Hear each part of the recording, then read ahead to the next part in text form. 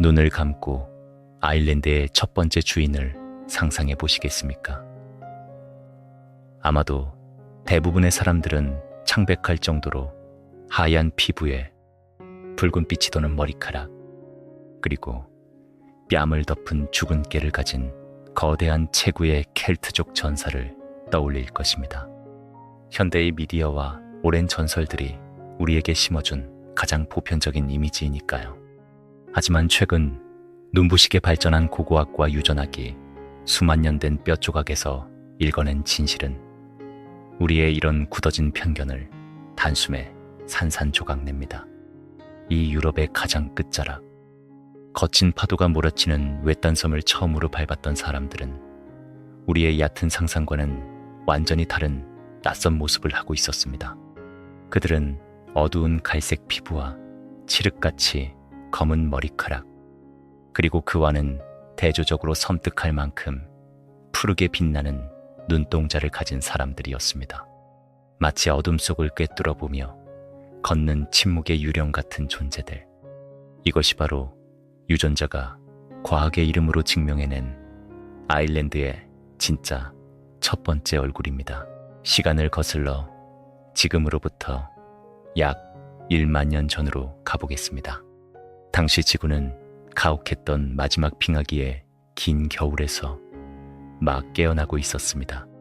유럽 대륙의 북쪽을 짓누르던 수천 미터 두께의 거대한 빙하가 서서히 녹아내리면서 얼음 속에 수만 년간 갇혀있던 땅들이 마침내 검은 속살을 드러냈습니다. 아일랜드는 바로 이 거대한 얼음 장벽의 최전선에 위치한 말 그대로 세상의 서쪽 끝이었습니다. 빙하가 물러간 자리는 척박하고 차가운 툰드라와 같았고 매서운 바람만이 빈 대지를 휩쓸고 지나가는 텅 빈 공간이었습니다. 한때 이 북방의 땅을 호령하던 거대한 뿔을 가진 엘크들은 급격한 기후변화와 영양 결핍으로 이미 멸망의 길로 접어든 상태였습니다. 모든 생명이 숨을 죽이던 이 고요하고 황량한 끝자리 땅에 어느 날 두 발로 걷는 낯선 포식자들이 조심스럽게 발걸음을 내디뎠습니다. 학자들은 이들을 서유럽 수렵 채집인이라고 부릅니다. 이들은 식량과 조금이라도 더 따뜻한 기후를 찾아 끊임없이 북쪽으로 그리고 서쪽으로 이동하다가 마침내 유라시아 대륙의 끝, 더 이상 나아갈 곳이 없는 거대한 대서양의 검은 바다 앞에 멈춰 섰습니다. 이들의 외모는 빙하기라는 지옥 같은 환경이 인간의 신체를 어떻게 빚어냈는지 보여주는 가장 생생하고 잔혹한 증거입니다. 빙하에 반사되는 눈부신 빛과 길고 어두운 북유럽의 기나긴 겨울 속에서 살아남기 위해 이들의 유전자는 눈동자의 어두운 색소를 없애는 쪽으로 돌연 변이를 일으켰습니다. 옅은 빛 속에서도 사물의 윤곽을 뚜렷하게 구분하고 칠흑 같은 어둠 속에서 사냥감의 미세한 움직임을 민첩하게 포착하기 위해 진화한 결과였습니다.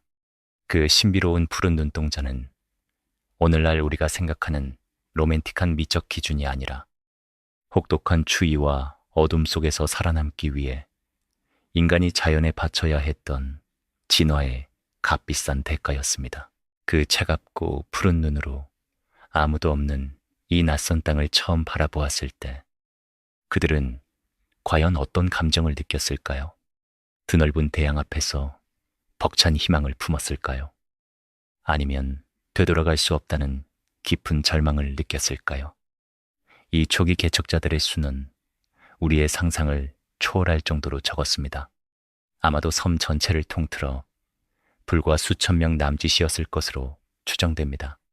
그들은 광활한 대지에 흩어져 빙하가 녹은 물이 만든 호수와 빽빽하게 자라나기 시작한 원시림 사이를 소리 없이 이동하며 사냥을 했습니다. 짐승의 힘줄을 끊어 바늘을 만들고 날카로운 부싯돌을 깎아 창을 쥐고 혹독한 북풍의 추위를 피해 깊고 어두운 동굴 속에서 거대한 곰과 목숨을 건 사투를 벌였습니다. 그들은 거대한 자연을 지배하거나 정복하려 들지 않았고 그저 조용히 생태계의 일부로 스며들었습니다. 그들은 이 고립된 섬이 허락한 첫 번째 생존자이자 가장 강인한 포식자들이었습니다. 하지만 이 강인한 유령들에게는 곧 생존을 위협하는 치명적인 위기가 찾아옵니다. 빙하기가 끝난 후의 아일랜드는 점차 무성한 숲과 맑은 강을 가지게 되었지만 정작 이 수렵 채집인들을 배불리 먹여 살릴 만한 거대한 짐승들이 턱없이 부족했습니다. 기후가 따뜻해지면서 해수면이 상승했고 아일랜드가 대륙으로부터 완전히 분리되면서 거대한 사냥감들이 좁은 바다를 건너오지 못했기 때문입니다. 그 흔한 붉은 사슴이나 몸집이 큰 짐승조차 이 땅에는 존재하지 않았습니다. 사냥꾼에게 사냥감이 없다는 것은 곧 굶주림을 의미하고 그것은 곧 종의 멸절을 뜻했습니다. 아무리 강인한 신체와 날카로운 푸른 눈을 가졌더라도 단백질을 공급해줄 짐승이 없는 텅 빈 숲에서는 결코 오랜 세월을 버텨낼 수 없었습니다. 섬이라는 거대한 자연의 감옥 속에서 그들은 서서히 끔찍한 한계에 직면하고 있었습니다. 만약 그들이 주어진 운명에 순응하는 그저 그런 평범한 사냥꾼에 불과했다면 아일랜드의 역사는 아마도 그 쓸쓸한 숲속에서 조용히 끝이 났을지도 모릅니다. 하지만 더 이상 물러설 곳이 없는 벼랑 끝에 몰린 인간의 생존 본능은 종종 상식을 뛰어넘는 위대한 결단으로 이어집니다. 이 척박하고 고립된 땅에서 어떻게든 살아남아 후대를 이어가기로 결심한 이 어두운 피부의 사냥꾼들은 이제 단순히 짐승의 뒤를 쫓는 수동적인 삶을 멈추어야만 했습니다. 그들은 굶어 죽지 않기 위해 이 섬의 텅 빈 생태계 자체를 자신들의 손으로 통째로 조작하는 매우 위험하고도 대담한 선택을 내리게 됩니다. 지구의 기온이 서서히 오르면서 수만 년 동안 세상을 짓누르던 거대한 빙하가 마침내 녹아내리기 시작했습니다. 얼음이 녹아 형성된 엄청난 양의 물은 맹렬한 기세로 바다로 흘러들었고 머지않아 전 세계의 해수면이 무서운 속도로 상승했습니다. 과거 아일랜드와 영국 그리고 유럽 대륙을 하나로 단단하게 이어주던 드넓은 평원과 광활한 늪지대는 서서히 차오르는 검고 차가운 바닷물 속으로 영원히 가라앉고 말았습니다. 대륙과 연결되어 있던 생명의 탯줄이 무참히 끊어지는 이 거대한 지질학적 격변 속에서 아일랜드는 마침내 대서양의 거친 파도에 둘러싸인 완전하고도 철저하게 고립된 섬으로 남게 되었습니다. 출렁이는 검은 바다는 외부의 끔찍한 위협으로부터 그들을 지켜주는 거대한 방패이기도 했지만 동시에 그 섬에 갇힌 모든 생명체들의 명줄을 틀어주고 절대 놓아주지 않는 잔인한 자연의 감옥이기도 했습니다. 갑작스럽게 차오른 바닷물은 동식물들이 대륙으로부터 걸어서 이동할 수 있는 유일한 통로를 영원히 차단해버렸습니다. 생존력이 강한 들쥐나 솔보르기 같은 아주 작은 포유류들은 간신히 수영을 하거나 부유물에 의지해 섬에 도착할 수 있었지만 정작 수렵 채집인들의 주된 식량원이자 생존의 필수 조건이었던 붉은 사슴이나 야생 멧돼지 같은 몸집이 큰 짐승들은 미처 바다를 건너지 못하고 발이 묶였습니다. 심지어 땅을 기어다니는 뱀조차 이 깊고 차가운 바다의 장벽을 넘지 못해 오늘날까지도 아일랜드 섬에는 뱀이 단 한 마리도 존재하지 않게 된 것입니다. 기후가 온화해지면서 숲은 점차 울창하게 우거지고 강과 호수에는 연어와 송어가 은빛 비늘을 번쩍이며 넘쳐났지만 울창한 원시림 속을 힘차게 뛰어다녀야 할 거대한 사냥감들은 존재하지 않았습니다. 겉보기에는 푸르고 아름답지만 속은 기이할 정도로 텅 비어있는 기형적인 생태계. 그것이 고립된 섬 아일랜드가 마주한 매우 잔혹하고도 냉엄한 현실이었습니다. 아무리 물고기를 잡고 조개를 캐는데 능숙하다 하더라도 살을 내는 듯한 겨울철을 무사히 넘기기 위한 든든한 단백질과 두꺼운 짐승의 가죽이 없다는 것은 이 작은 수렵 공동체에게 머지않아 찾아올 끔찍한 기아와 죽음을 예고하는 사형, 선고나 다름없었습니다. 바로 이 지점에서 우리는 인류 역사상 가장 놀랍고도 기발한 반전을 마주하게 됩니다.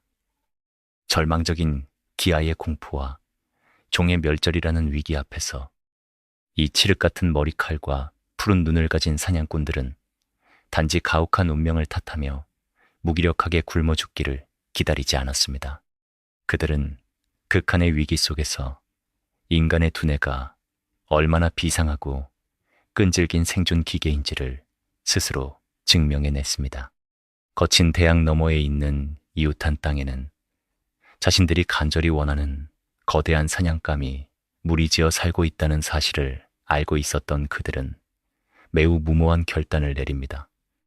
그들은 동물의 가죽을 팽팽하게 엮어 만든 위태롭고 얇은 배나 거대한 나무의 속을 투박하게 파낸 조잡한 카누에 자신의 목숨을 실었습니다. 그리고 언제 뒤집힐지 모르는 그 거칠고 변덕스러운 바다를 건너 거센 파도를 헤치며 앞으로 나아갔습니다. 그들의 목적은 단 하나, 섬에 부족한 생명의 씨앗을 스스로 찾아오는 것이었습니다. 그들은 바다 건너편의 땅에서 아직 다 자라지 않은 어린 야생 멧돼지들을 산채로 포획하여 그 좁고 심하게 흔들리는 배에 조심스럽게 태웠습니다. 그리고 또다시 죽음의 고비를 여러 번 넘기며 아일랜드로 돌아와 짐승의 숨소리조차 들리지 않던 조용한 원시림 속에 그 멧돼지들을 풀어주었습니다. 이것은 단순히 먹이를 구하기 위한 일반적인 사냥의 범주를 아득히 뛰어넘는 행위였습니다. 그것은 주어진 자연의 섭리를 인간의 의지로 거스르고 뜯어고친 인류 최초의 위대한 생태학적 도박이었습니다. 오늘날 아일랜드의 깊은 숲을 거니는 야생 멧돼지들의 기원은 수만 년 전부터 자연적으로 발생한 것이 결코 아니었습니다. 그것은 만년 전 이 척박한 섬에 고립된 수렵 채집인들이 굶주림을 피하고 자손을 번성시키기 위해 치밀하게 기획하고 인위적으로 조작해낸 인공 생태계의 눈부신 결과물이었던 것입니다. 이 대담하고도 경이로운 수송작전 덕분에 멧돼지들은 자신들을 위협할 포식자나 천적이 전혀 없는 아일랜드의 깊고 풍요로운 숲에서 폭발적으로 번식해 나갔습니다. 지혜로운 사냥꾼들은 멧돼지 무리가 생태계에 안착하여 그 수가 충분히 불어날 때까지 인내심을 가지고 기다렸고 마침내 사냥을 시작하면서 끔찍했던 식량 부족의 공포를 섬에서 영원히 몰아냈습니다. 자연이 우리에게 주지 않는다면 우리가 스스로 그 자연을 설계하고 통제해버리겠다는 이 원시적인 개척자들의 집념은 실로 두려울 만큼 위대했습니다. 이 위험천만했던 생태계 개조 작업이 완벽한 성공을 거두면서 아일랜드 섬에는 약 4,000명 남짓의 수렵 채집인들이 자연과 절묘한 균형을 이루며 살아가게 되었습니다. 그들은 무려 4,000년이라는 아득히 긴 세월 동안 그 흔한 피비린내, 나는 전쟁이나 거대한 파괴의 흔적조차 남기지 않은 채 계절의 순환에 고요하게 순응하며 평화로운 시대를 누렸습니다. 대륙의 다른 곳에서 수많은 부족들이 비옥한 땅을 서로 차지하기 위해 잔혹하게 피를 흘리며 도륙을 벌일 때 대서양의 맹렬한 파도가 만들어낸 이 거대한 물의 장벽은 고립된 사냥꾼들을 외부의 모든 위협으로부터 완벽하게 보호해주는 무적의 방패가 되었습니다. 하지만 이 고요하고 완벽해 보이던 낙원의 평화도 영원히 지속될 수는 없었습니다.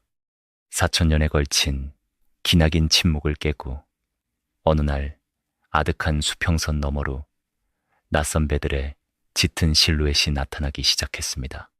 그 배에 올라탄 자들은 날카로운 창이나 화살 같은 뻔한 무기 대신 기존의 고대 세계를 완전히 뒤집어 엎고 원주민의 피를 말려버릴 가장 위험하고도 치명적인 무기를 품에 안고 있었습니다.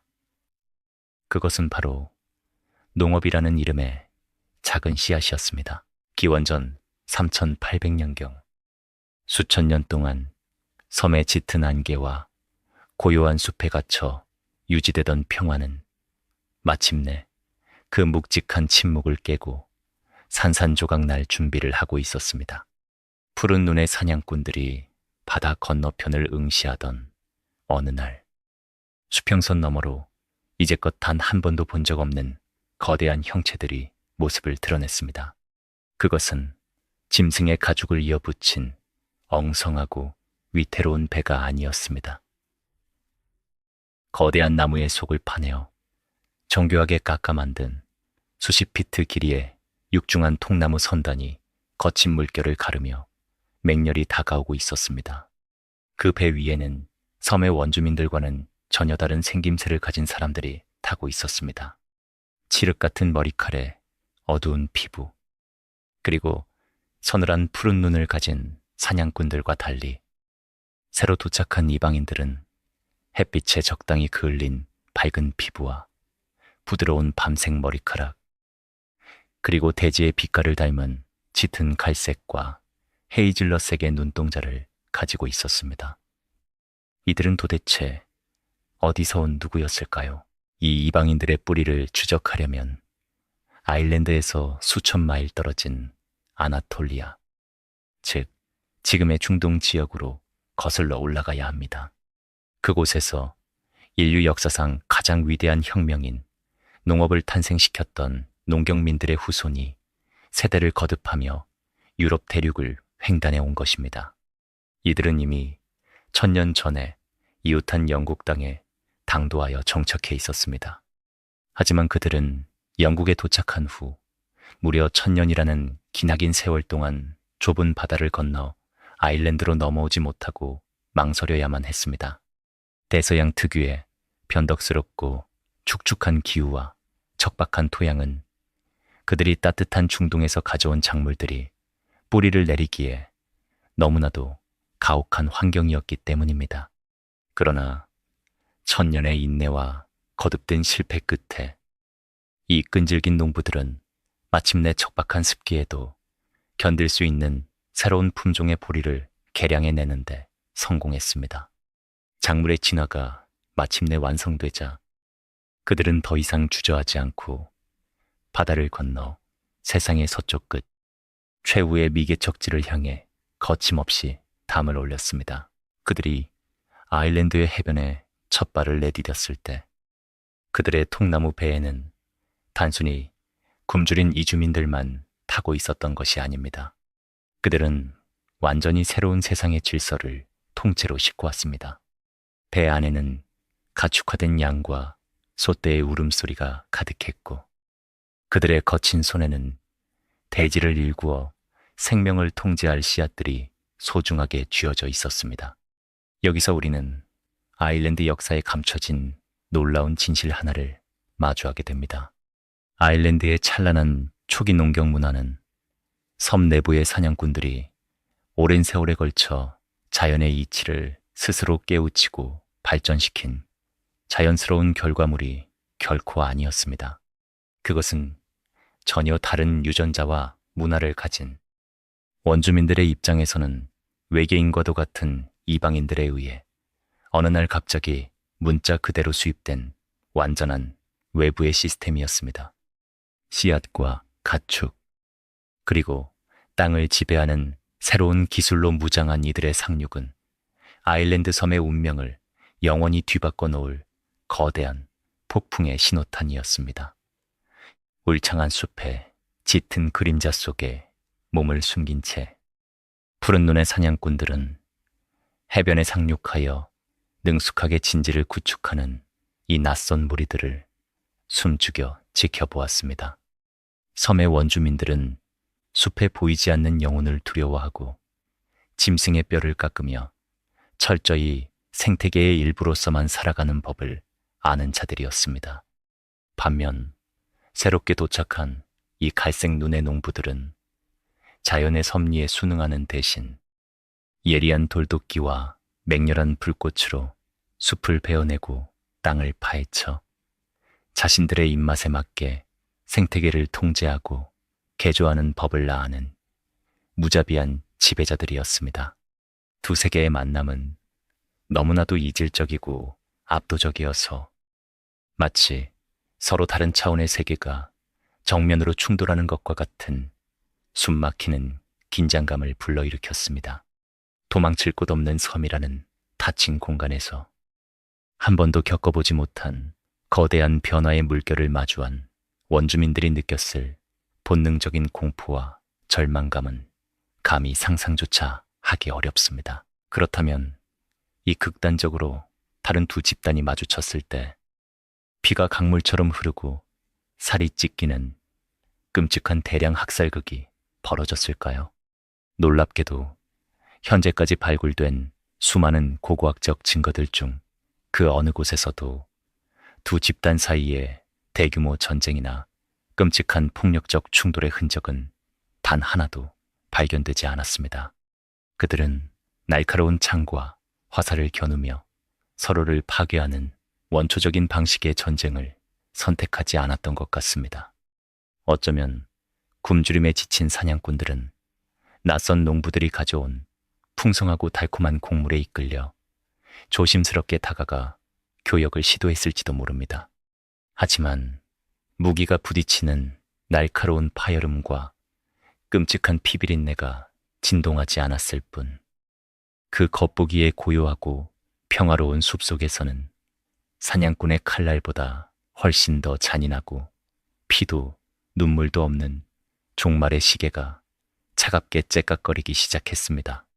무력을 앞세운 뻔한 유혈 사태는 없었지만 이 고립된 섬에서는 인류 역사상 가장 조용하고 섬뜩하며 그 어떤 무기보다 완벽하게 숨통을 조여오는 보이지 않는 사륙전이 아주 서서히 그 치명적인 막을 올리고 있었습니다. 인류의 역사를 되돌아보면 하나의 문명이 다른 문명을 정복하고 지배하는 과정은 언제나 끔찍한 파괴와 피비린내 나는 살육을 동반해 왔습니다.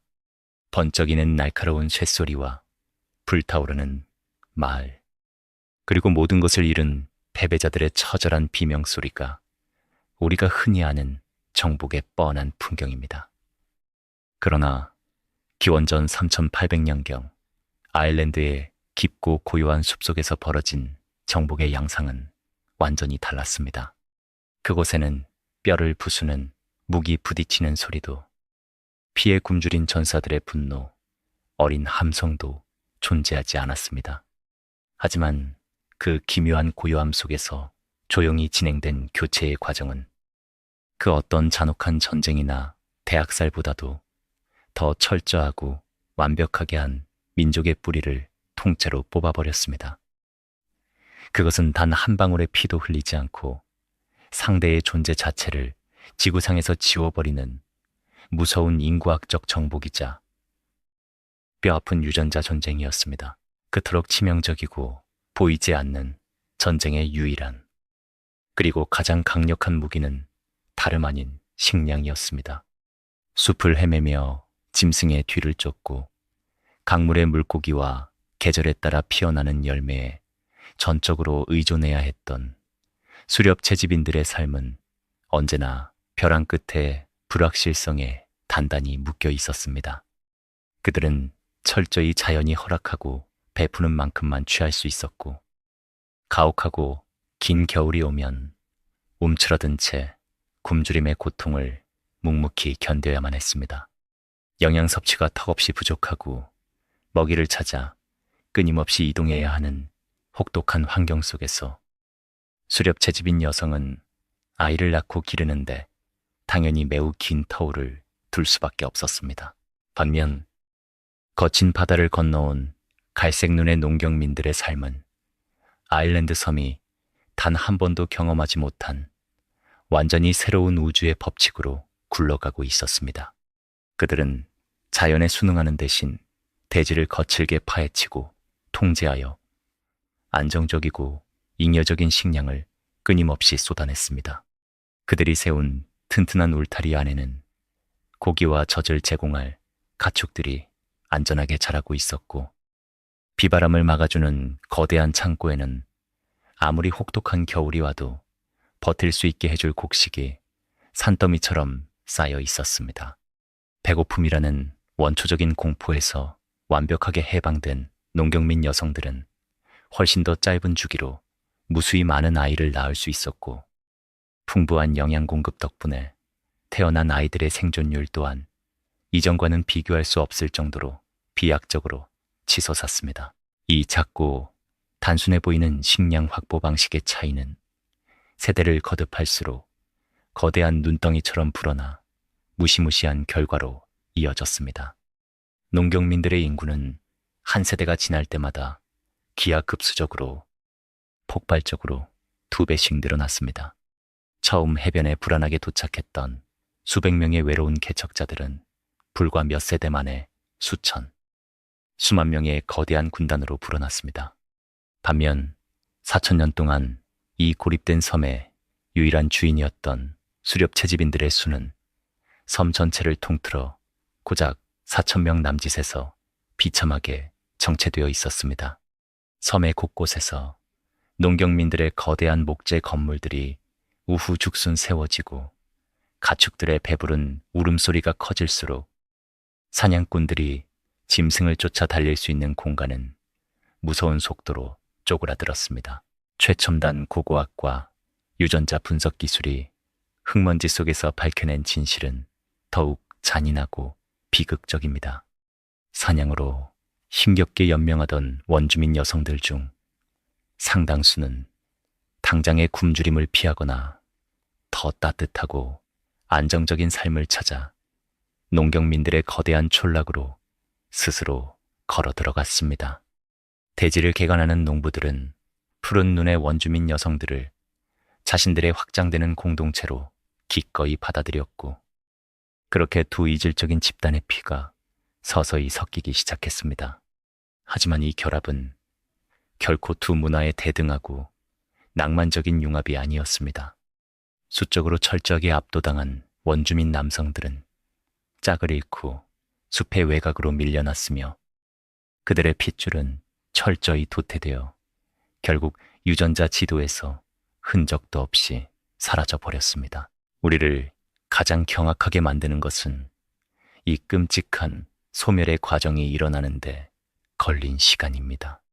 무려 4,000년이라는 아득한 세월 동안 척박한 빙하기의 혹한을 이겨내고 멧돼지를 바다 건너로 데려오는 기지를 발휘하며 끈질기게 살아남았던 아일랜드의 위대한 첫 번째 지배자들.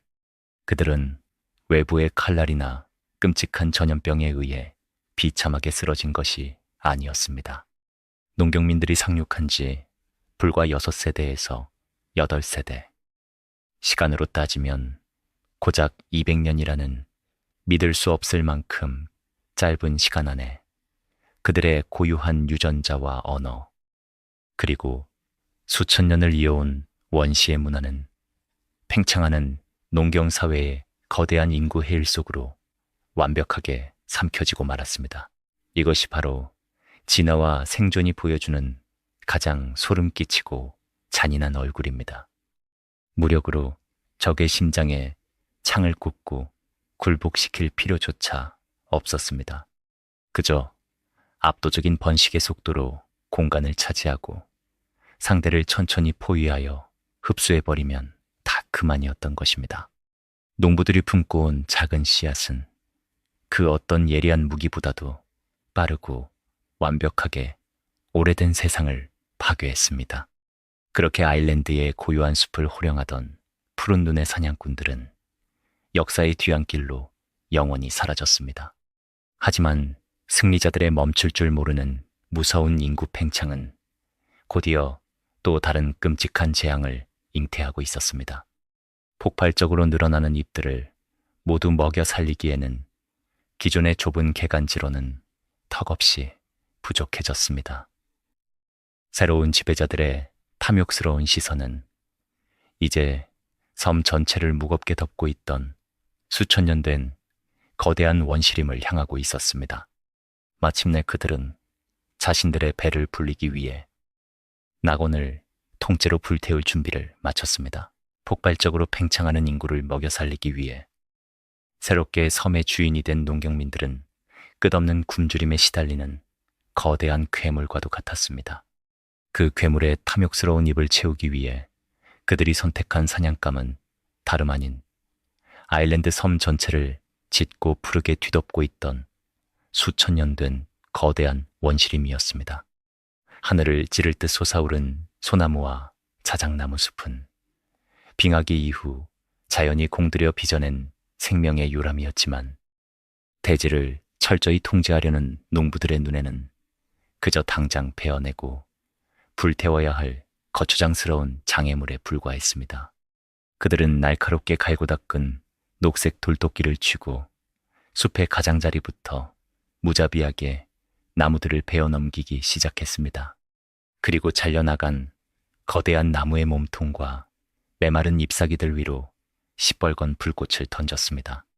타오르는 불길은 오래된 세상을 지우는 파괴의 의식이자 새로운 시대를 여는 축제와도 같았습니다.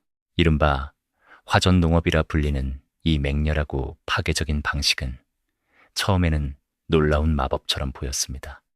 숲이 불타면서 남긴 거대한 잿더미는 척박한 땅에 풍부한 영양분을 즉각적으로 공급해 주었고 그 위에 뿌려진 밀과 보리 씨앗은 믿을 수 없을 만큼 풍성한 황금빛 수확으로 보답했습니다. 대자연을 굴복시켰다는 오만함과 자신감에 찬 농부들은 개간의 규모를 미친 듯이 확장해 나갔습니다. 서해안의 카운티 메이오 지역에 깊게 묻혀있는 엄청난 규모의 선사시대. 농경지 유적인 들판의 흔적은 그들이 얼마나 집요하게 대지를 뜯어 고쳤는지 보여주는 섬뜩한 증거입니다. 그들은 끝도 없이 펼쳐진 평원 위에 돌을 주워다 무려 수십 킬로미터에 달하는 정교하고 거대한 돌담 네트워크를 쌓아 올렸습니다. 이 거대한 돌담들은 끝없이 늘어나는 소와 양떼를 안전하게 가두는 방대한 목장이자 각자의 영지를 촘촘하게 나누는 권력과 소유권의 선언이었습니다. 인간의 힘으로 끝없는 자연에 기하학적인 질서를 부여한 것입니다. 하지만 수천 년 동안 섬의 생태계를 아슬아슬하게 지탱해온 숲을 송두리째 파괴한 대가는 너무나도 빠르고 참혹하게 되돌아왔습니다. 울창한 숲이 통째로 사라지자 흙을 단단하게 움켜쥐고 있던 거대한 나무 뿌리들도 함께 썩어 없어졌습니다. 아일랜드 특유의 끊임없이 내리는 축축한 비와 거친 대서양의 돌풍을 막아줄 자연의 방어막이 완전히 붕괴된 것입니다. 나무가 사라진 헐벗은 대지는 하늘에서 쏟아지는 엄청난 양의 빗물을 더 이상 머금지 못했습니다. 불에 타 영양분이 일시적으로 넘쳐나던 흙은 거친 폭우에 무참히 씻겨 내려갔고 땅은 숨을 쉬지 못하는 질퍽거리는 거대한 물웅덩이로 변해갔습니다. 비옥했던 농토는 단 몇 세대 만에 작물은커녕 잡초조차 제대로 자라기 힘든 차갑고 산성화된 토양으로 급격히 썩어 들어갔습니다. 바로 이 축축하고 병든 땅 위로 무리끼들이 무서운 속도로 번식하면서 대지를 두껍고 무겁게 뒤덮어 버렸습니다. 바로 이 지점에서 우리는 우리의 얕은 상식을 산산조각내는 놀라운 역설과 마주하게 됩니다. 오늘날 아일랜드 하면 전 세계인들이 흔히 떠올리는 끝없이 펼쳐진 짙은 녹색의 쓸쓸하고 아름다운 늪지대와 황야의 풍경을 생각해 보십시오. 많은 사람들은 그것을 태초부터 인간의 때가 묻지 않은 순수한 대자연의 본래 모습이라고 낭만적으로 찬양합니다. 하지만 그 매혹적이고 거친 들판의 진짜 정체는 수천 년 전 인간의 맹목적인 탐욕과 무지가 만들어낸 끔찍한 생태계적 대재앙의 흉터입니다. 아름다운 낭만으로 겹겹이 포장된 그 무거운 이탄엿 아래에는 과거의 농부들이 숲을 불태우고 땀 흘려 쌓아 올렸던 거대한 돌담들이 마치 이름 없는 묘비처럼 조용히 파묻혀 있습니다. 자신들의 손으로 오만하게 파괴한 자연이 거대한 눔이 되어 자신들의 찬란했던 문명을 역으로 집어삼켜버린 것입니다. 대지는 썩어갔고 찬란했던 수확량은 곤두박질 쳤으며 과거 사냥꾼들이 느꼈던 굶주림의 공포가 다시 농부들의 목덜미를 서늘하게 움켜쥐었습니다. 하지만 기후와 토양이 무너지며 생존의 위협이 극에 달했을 때 이들은 사방으로 뿔뿔이 흩어지는 대신 오히려 더욱 맹렬하게 한 곳으로 뭉치기 시작했습니다.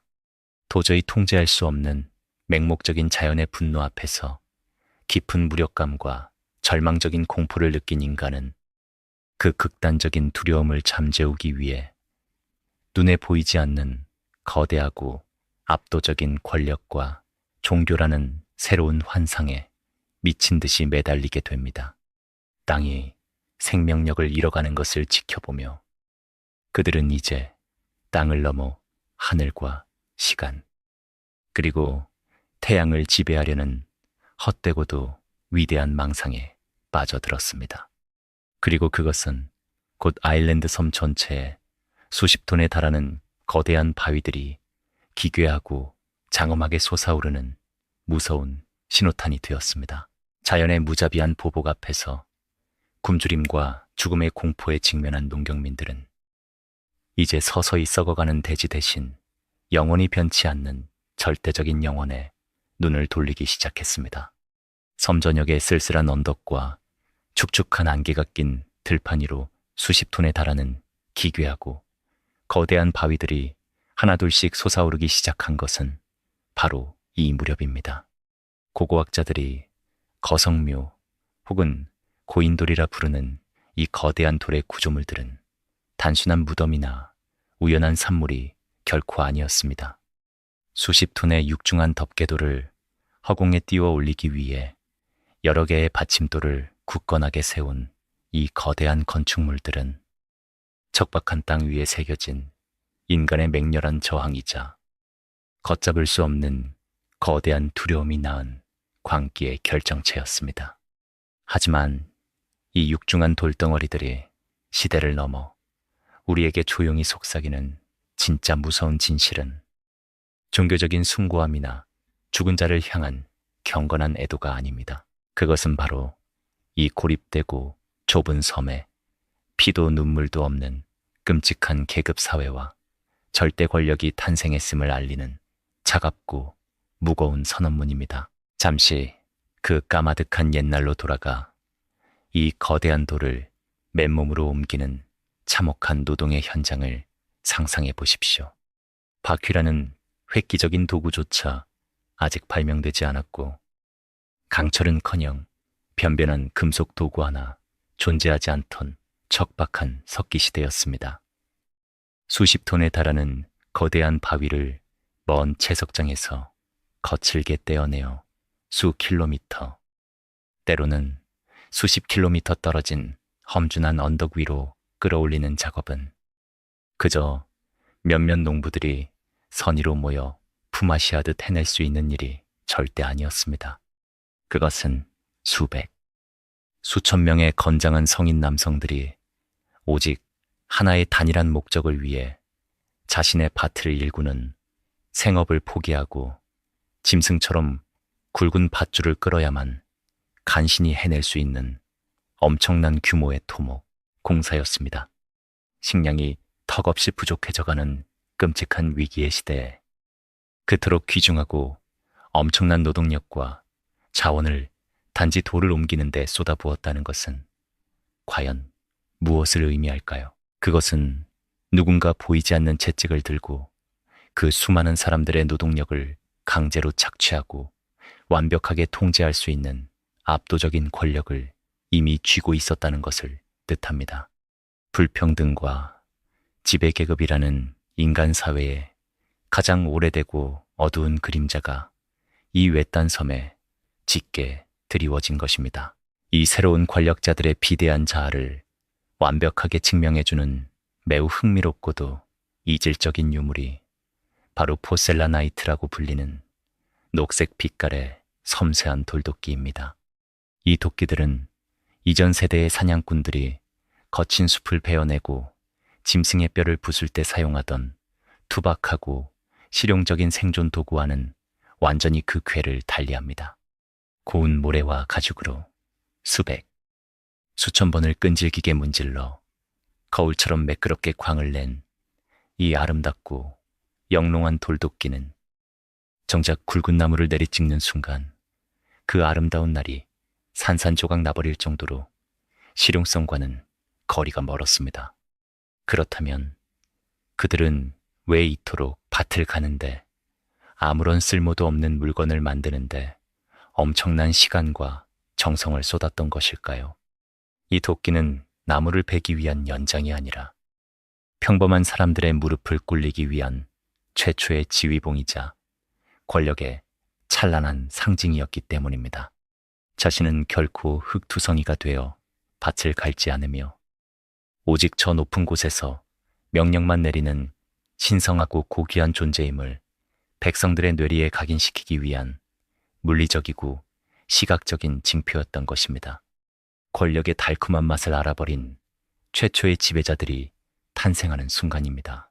따라서 바람이 부는 섬 곳곳에 우뚝 솟은 이 수많은 거석들은 단순히 죽은 자가 잠드는 평화로운 안식처로만 치부해서는 그 본질을 꿰뚫어 볼 수 없습니다.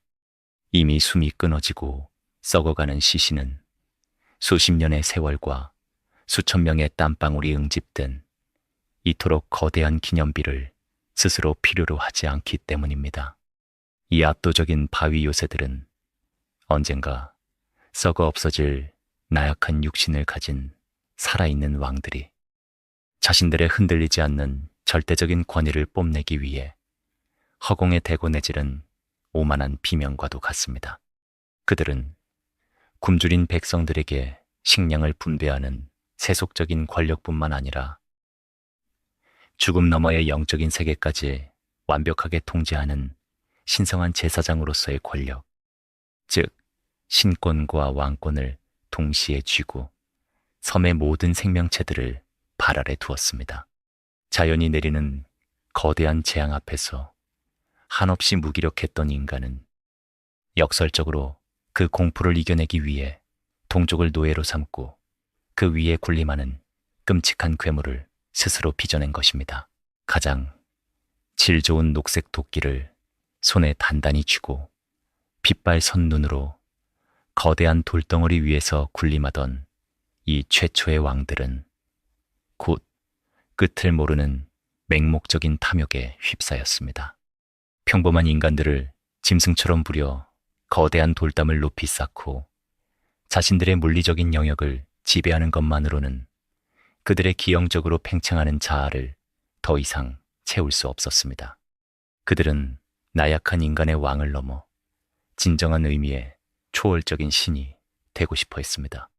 대지의 지배권을 손에 쥔 그들의 광기 어린 시선은 이제 척박한 땅을 넘어 아득하고 닿을 수 없는 아주 높은 곳을 향하기 시작했습니다.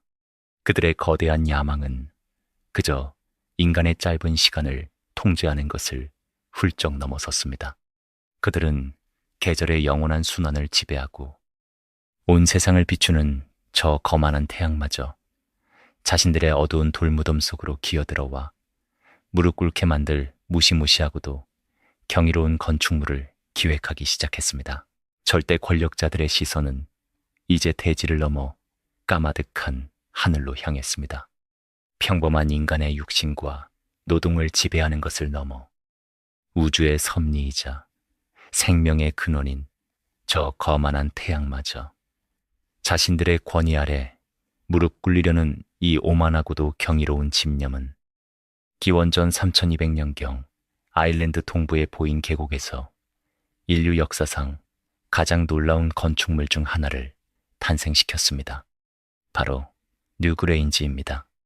오늘날 수많은 사람들이 이집트 사막에 우뚝 솟은 거대한 피라미드를 보며 고대 인류의 불가사의한 지혜에 찬사를 보냅니다.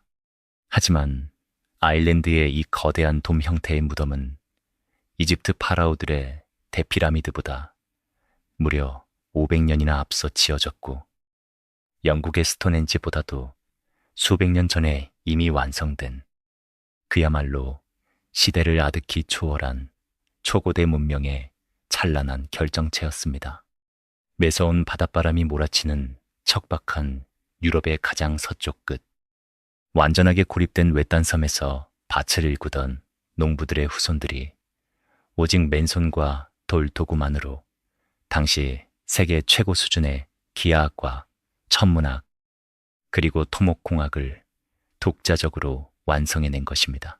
겉에서 바라보는 뉴그레인지는 지름이 80m가 넘고 무려 20만 톤에 달하는 흙과 하얀 석영 바위들을 층층이 쌓아 올린 거대하고 눈부신 둥근 언덕의 모습을 하고 있습니다. 하지만 이 웅장한 건축물의 진짜 핵심은 언덕의 내부 깊숙한 곳에 숨겨진 차갑고 어두운 돌방과 그곳으로 이어지는 19m 길이의 좁고 긴 돌길에 있습니다. 수십 톤의 바위들이 빈틈없이 머리 위를 짓누르는 이 깊은 무덤의 중심부는 1년 내내 빛 한 줌 들어오지 않는 완벽하고도 숨막히는 칠흑 같은 어둠 속에 갇혀 있습니다. 오직 죽은 자들의 무거운 침묵만이 감도는 이 절대적인 어둠의 공간은 사실 단순한 시신 안치소가 아니었습니다.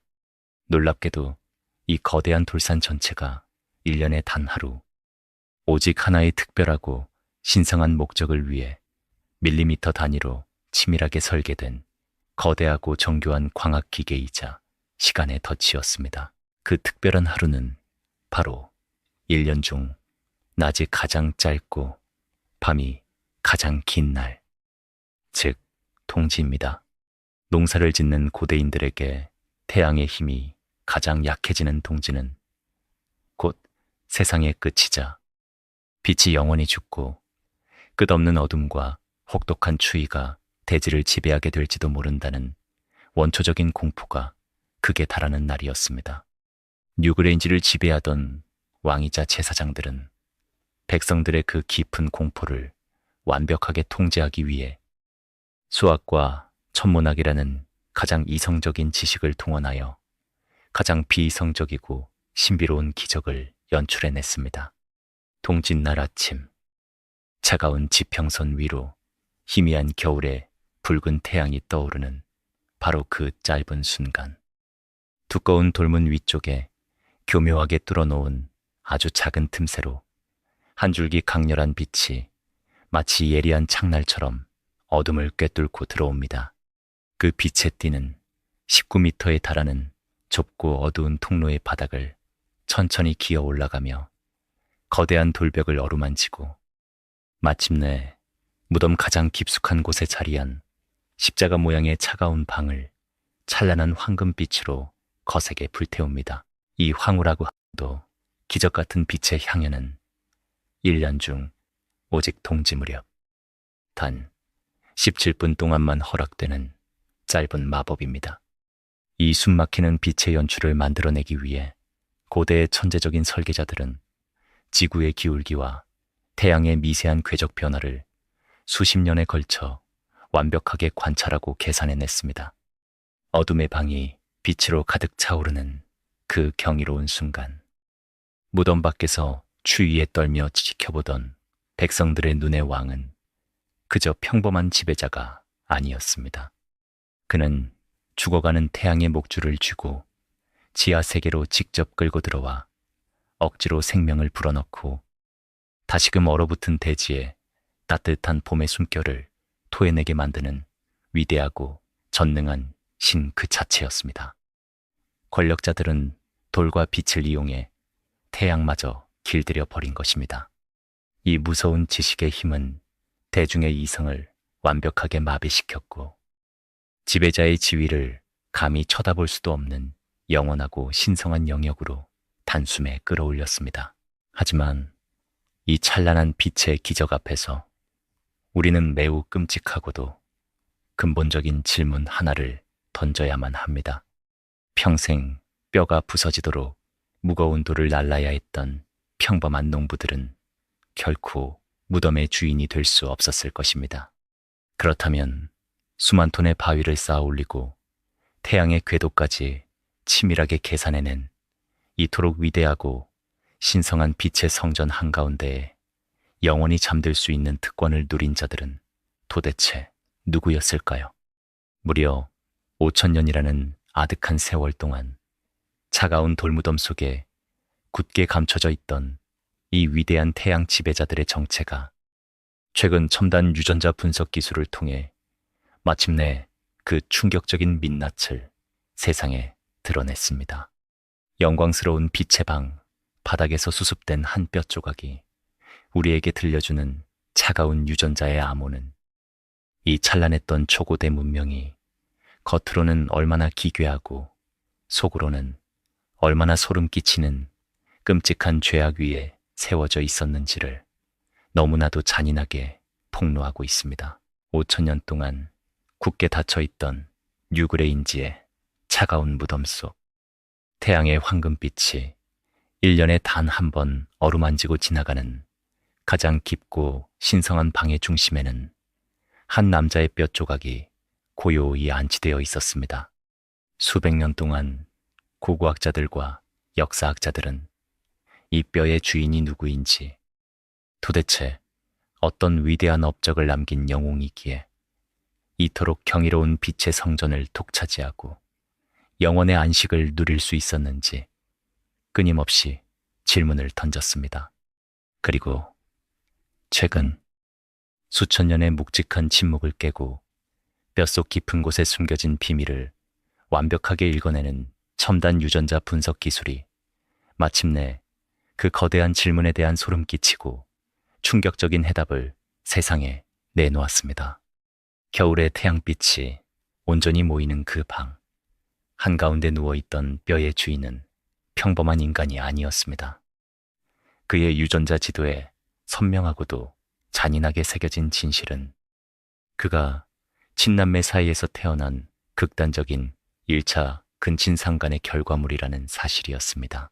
인류 보편의 도덕과 자연의 생물학적 섭리를 정면으로 거스르는 이 기괴하고 폐륜적인 흔적은 어쩌다 벌어진 우연한 실수가 아니었습니다. 그것은 절대적인 권력을 영원히 독점하기 위해 치밀하게 기획된 끔찍한 광기의 산물이었습니다. 세상의 모든 평범한 인간들이 금기시하는 근친혼을 그들은 왜 그토록 영광스럽고 가장 신성한 무덤의 한가운데에 당당히 올려놓았던 것일까요? 우리는 까마득히 먼 이집트 사막의 파라오들이나 안데스 산맥을 호령했던 잉카 제국의 황제들에게서 이와 소름 끼치도록 똑같은 끔찍한 관습을 발견할 수 있습니다. 척박한 아일랜드 섬을 지배하며 스스로를 인간이 아닌 신의 반열에 올려놓은 이 절대 권력자들은 자신들의 고귀하고 맑은 혈통이 흙먼지를 뒤집어 쓴 천한 평범한 백성들의 붉은 피와 섞이는 것을 끔찍하게 혐오했습니다. 그들은 밭을 매는 일반 농부들과 자신들이 근본적으로 완전히 다른 존재, 즉 태양을 통제하는 초월적인 존재임을 육신을 통해 증명해야만 했습니다. 신의 피를 나눌 수 있는 자격은 오직 또 다른 신, 즉 같은 부모의 피를 이어받은 형제자매 뿐이었습니다. 뉴그레인지의 주인이 바로 그런 존재였습니다. 그는 인간의 법을 아득히 초월하여 태어난 절대적인 신앙이었습니다. 영원한 빛을 가두고 태양을 길들인 이 거대한 돌산은 사실 극단적인 혈통의 우월감을 지키기 위해 인간의 기본적인 도덕성마저 철저히 파괴해버린 광신도들의 무시무시한 권력의 요새이자 욕망의 기념비였던 것입니다. 이들의 핏빛 광기가 얼마나 극단적이고 병적이었는지를 보여주는 또 다른 섬뜩한 고고학적 증거가 거친 대서양의 바닷바람이 몰아치는 서해안의 폴라브론 거성묘에서 발견되었습니다. 무거운 바위들이 위태롭게 맞물려 있는 이 거대한 고인돌 아래에서 조심스럽게 수습된 태어난 지 불과 6개월 된 어린 아기의 뼈를 유전학적으로 분석한 결과는 참혹했습니다.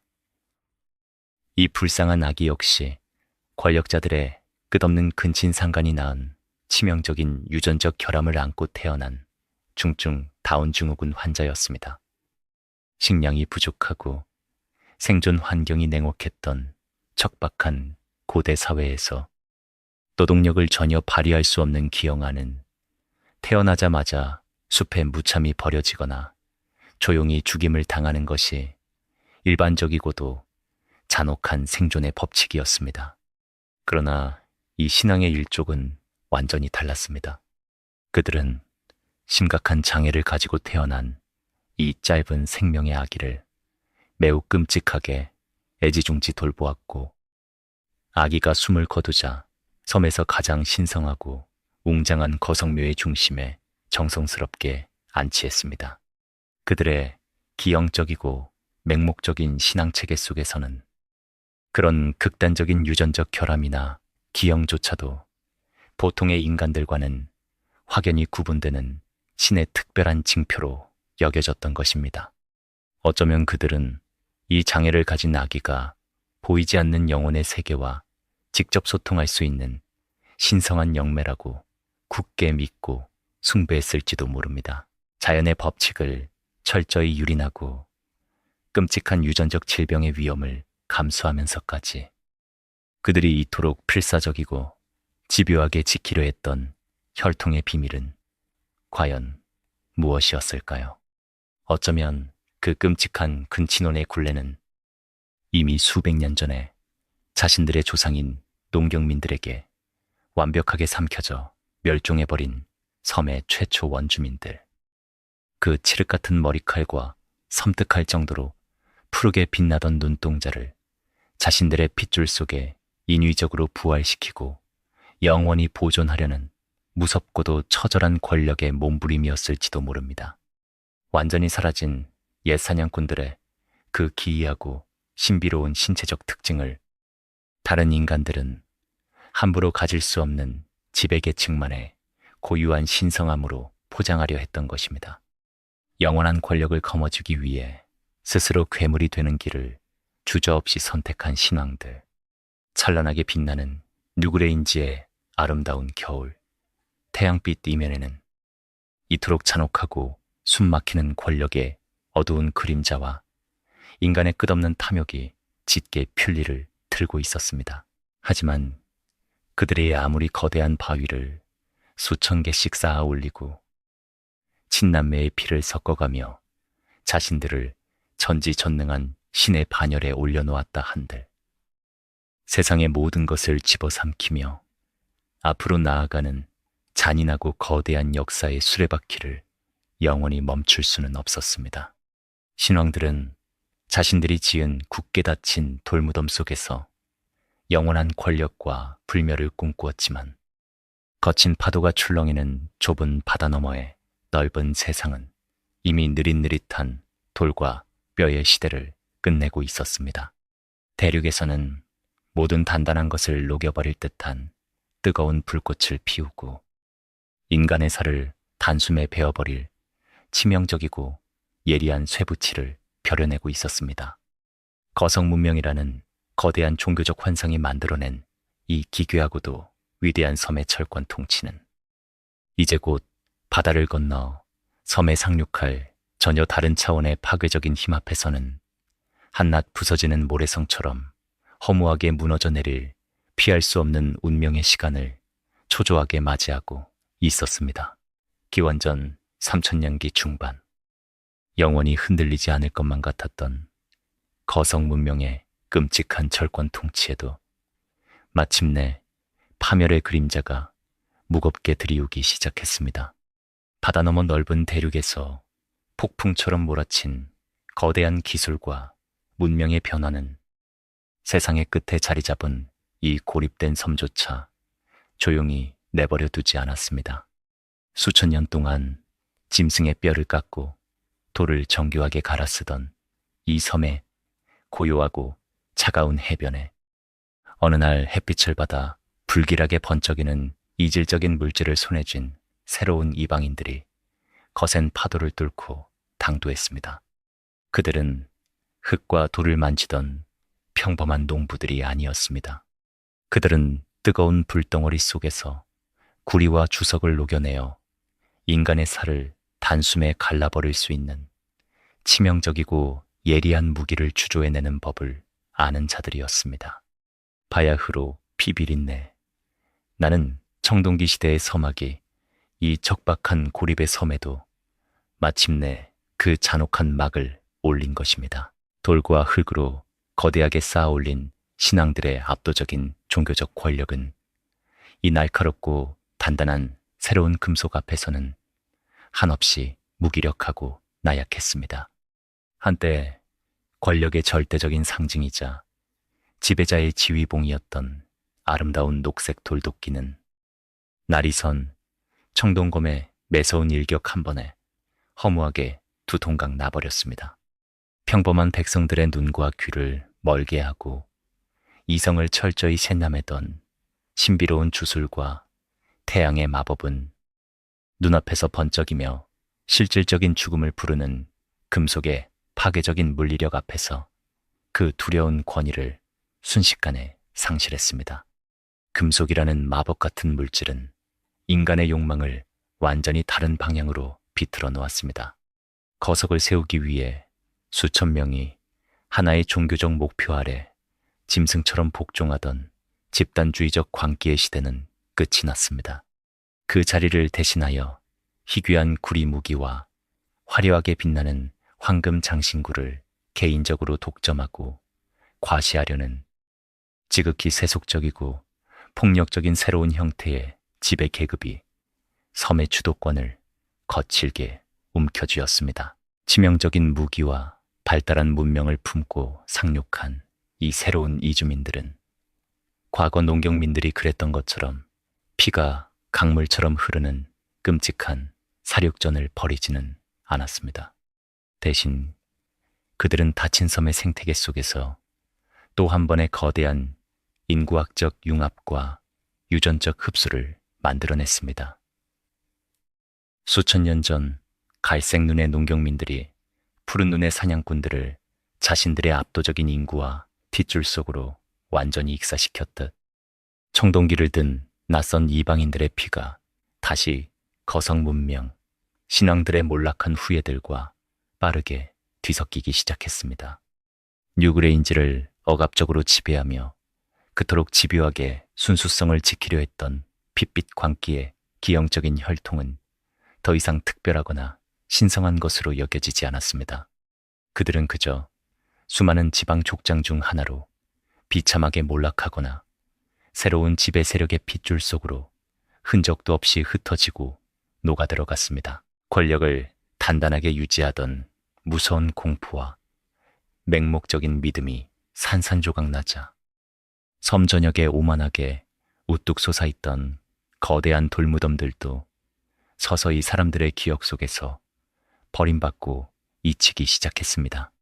더 이상 어느 누구도 수십 톤의 바위를 끌어올리기 위해 굵은 밧줄에 어깨를 짓눌리지 않았고 동짓날 아침에 기적 같은 태양빛을 숭배하기 위해 뼛속까지 시린 겨울밤을 지새우며 무덤 앞에 엎드려 기도하지 않았습니다. 인간의 맹목적인 발길이 뚝 끊긴 텅 빈 자리에는 대자연이 다시금 그 무자비하고 압도적인 생명력을 뻗어내며 조용한 복수를 시작했습니다. 스스로를 영원한 신이라 칭했던 위대한 권력자들의 무덤 위로는 이름 모를 거친 잡초와 날카로운 가시덤불이 무성하게 자라나 묘의 형체를 완전히 덮어버렸습니다. 절대 무너지지 않을 것 같았던 무거운 바위 틈 사이로는 축축하고 끈적이는 푸른 이끼가 두껍게 파고들었고 수만 톤의 흙과 돌무더기는 거친 비바람에 점차 허물어지며 그저 주변에서 흔히 볼 수 있는 둥글고 평범한 자연 언덕처럼 초라하게 둔갑해 버렸습니다. 권력의 끔찍한 상실을 가장 완벽하게 보여주는 비극적인 상징은 바로 뉴그레인지의 그 좁은 빛의 통로였습니다. 매년 정확히 17분 동안 태양의 거대한 생명력을 지하의 죽음 속으로 끌어들이던 그 경이로운 틈새마저 세월에 흘러내린 흙더미에 완전히 막혀버렸습니다. 그 순간 신성했던 무덤의 중심부는 수천 년 동안이나 빛 한 줌 들지 않는 영원한 칠흑 같은 어둠 속으로 다시 깊고 무겁게 가라앉아 버렸습니다. 세상의 끝에서 태양을 길들이고 시간을 멈추려 했던 자들의 오만한 야망은 결국 한 줌의 쓸쓸한 흙먼지로 돌아갔고 그들이 패륜적인 죄악까지 저지르며 그토록 필사적으로 지키려 했던 신성한 피는 무심한 바닷바람에 속절없이 흩어져 버렸습니다.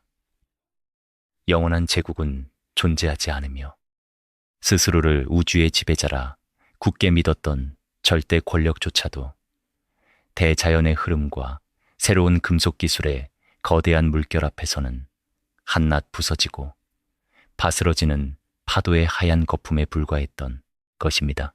이 척박한 섬에 번쩍이는 청동기를 들고 당도한 새로운 이주민들의 유전자야말로 훗날 로마 제국마저 두려움에 떨게 만들 거친 이름표를 달게 될 아일랜드 인구 집단의 진정한 조상들을 형성하는 마지막 퍼즐 조각이 되었습니다. 수천 년 동안 출렁이는 바다로 둘러싸인 거대한 유전자의 도가니 안에서 빙하기 사냥꾼의 끈질긴 생존 본능, 숲을 불태운 농경민의 맹렬한 개척 정신, 그리고 금속을 자유자재로 다루는 자들의 실용적이고 폭력적인 지식이 치열하게 부딪히고 뒤섞이면서 마침내 오늘날 아일랜드인의 단단한 뼈대와 붉은 핏줄을 완성해낸 것입니다. 태초부터 이어져 온 순수하고 고귀한 단일 민족의 혈통이라는 것은 애초에 존재하지도 않는 인간의 서글프고 무지한 망상에 불과했습니다. 뉴그레인지의 육중한 돌문이 굳게 닫히고 그 안에 신비로운 태양빛이 영원한 어둠 속으로 자취를 감춘 지 수천 년이라는 아득한 세월이 흘렀습니다. 하지만 만약 당신이 오늘날 아일랜드의 거리를 걷다가 스쳐 지나가는 어느 평범한 아일랜드인의 맑고 깊은 눈동자 속을 가만히 들여다보게 된다면 당신은 이 피비린내 나는 생존과 잔혹한 소멸의 이야기가 결코 과거의 낡은 화석으로 완전히 끝나버린 것이 아님을 깨닫게 될 것입니다. 유럽 대륙의 가장 서쪽 끝, 대서양의 거친 파도가 울부짖는 절벽 너머에 자리한 아일랜드 섬은 지리적으로 세상의 끝이 맞습니다. 하지만 역사와 유전자의 관점에서 바라볼 때 이 섬은 단순한 변방에 고립된 바위 덩어리가 아니었습니다.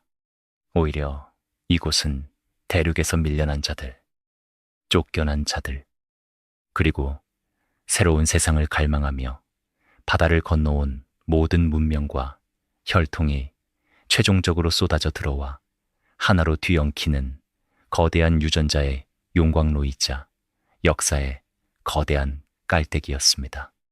무자비한 해수면 상승으로 육지와의 연결고리가 끊어진 이 기이한 고립은 처음에는 생존을 위협하는 끔찍한 자연의 저주처럼 보였습니다. 하지만 역설적이게도 이 거대한 물의 장벽은 훗날 로마 제국의 무자비한 군단병들이나 대륙을 휩쓴 파괴적인 전쟁의 참화로부터 이 작은 섬을 지켜주는 매우 견고한 지정학적 방패가 되었습니다. 고립의 한계가 어쩌면 가장 훌륭한 보존의 온상이 된 것입니다. 우리가 흔히 믿고 있는 국가의 역사, 즉 숭고하고 순수한 원주민들이 외부의 사악한 침략자들에 맞서 끝까지 피 흘려 싸워 자신들의 고유한 정체성을 지켜냈다는 식의 영웅적인 서사는 이 섬에서 철저한 허상에 불과합니다. 아일랜드의 진짜 생명력은 침략자를 물리친 배타적인 저항에 있는 것이 아니라 맹렬하게 밀려드는 모든 이방인들을 끝내 자신의 뼈와 살로 흡수해버리는 기이하고도 압도적인 동화 능력에 있습니다. 칠흑 같은 어둠 속을 걷던 빙하기의 푸른 눈 사냥꾼들은 갈색 눈의 농경민들에게 무너졌고, 스스로를 신성한 태양의 지배자라 칭했던 거성 문명의 신앙들은 청동검을 든 이주민들의 물결 속으로 흩어졌습니다. 그러나 그들 중 그 누구도 섬에서 완전히 멸종되거나 흔적도 없이 증발하지 않았습니다. 그들의 피와 살, 그리고 지독한 생존의 본능은 섬이라는 닫힌 생태계 속에서 서로를 맹렬하게 집어삼키고 다시 토해내며 융합되었습니다.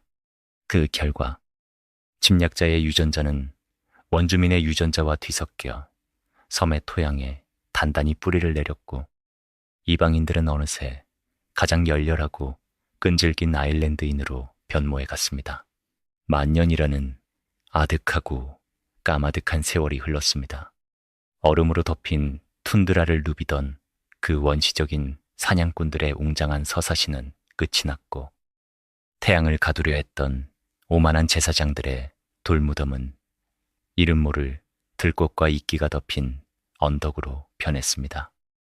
하지만 진화의 흔적은 결코 쉽게 지워지지 않습니다. 오늘날 텔레비전 화면을 가득 채우는 아일랜드의 세계적인 스포츠 스타들, 뜨거운 열변을 토하는 정치인들, 그리고 깊은 영혼을 노래하는 시인들의 얼굴을 가만히 응시해 보십시오. 그들의 짙은 머리카락 아래에서 번뜩이는 그 서늘하고도 신비로운 푸른 눈동자 속에는 만년 전 굶주린 배를 움켜쥐고 척박한 얼음 땅을 맨발로 딛고 섰던 그 빙하기 생존자들의 유전자가 여전히 뜨겁게 박동하고 있습니다. 세상의 끝자락에서 절망적인 기아를 이겨내고 스스로 어린 짐승을 실어 나르며 대자연과 목숨을 건 도박을 벌였던 그 강인한 생명력은 결코 사라지지 않고 면면이 이어져 오늘날 아일랜드인의 영혼 깊은 곳에 불멸의 씨앗으로 살아 숨쉬고 있는 것입니다. 하지만 인류가 자연을 지배했다고 착각하는 이 고도화된 현대 사회에서 섬을 든든하게 지켜주던 그 거대한 태양의 방패는 또 다른 파국을 예고하며 섬뜩하게 요동치고 있습니다. 과거의 농경민들이 끝없는 탐욕으로 원시림을 불태워 끔찍한 이탄념의 저주를 불러왔듯, 오늘날 무한한 성장과 이윤만을 쫓는 현대 인류의 무서운 팽창은 지구 전체의 온도를 끌어올리며 과거 빙하기 때보다 더 파괴적인 기후의 대격변을 앞당기고 있습니다. 극지방의 빙하가 녹아내리고 해수면이 다시금 맹렬하게 상승하고 있는 지금, 수만 년 전 육지를 집어삼켰던 그 잔인한 물의 장벽이 이제는 인류가 애써 이룩한 문명 전체를 통째로 씻어내기 위해 서서히 턱 밑까지 차오르고 있습니다. 세상의 끝에 고립되어 수없는 변화를 겪고도 다시 일어났던 이 경이로운 섬은 초연결 시대로 얽혀버린 오늘날의 기후재앙 앞에서도 여전히 자신들의 고유한 영혼을 지켜낼 수 있을까요? 아니면 거대한 대서양의 차가운 물결 속으로 그들이 남긴 위대한 돌무덤과 함께 조용한 침묵 속으로 서서히 가라앉고 말 것인가요? 거친 바람이 몰아치는 섬의 절벽 끝에서 역사는 아직 그 어떤 대답도 들려주지 않은 채 이 거대한 질문 하나만을 묵직하게 던지고 있습니다.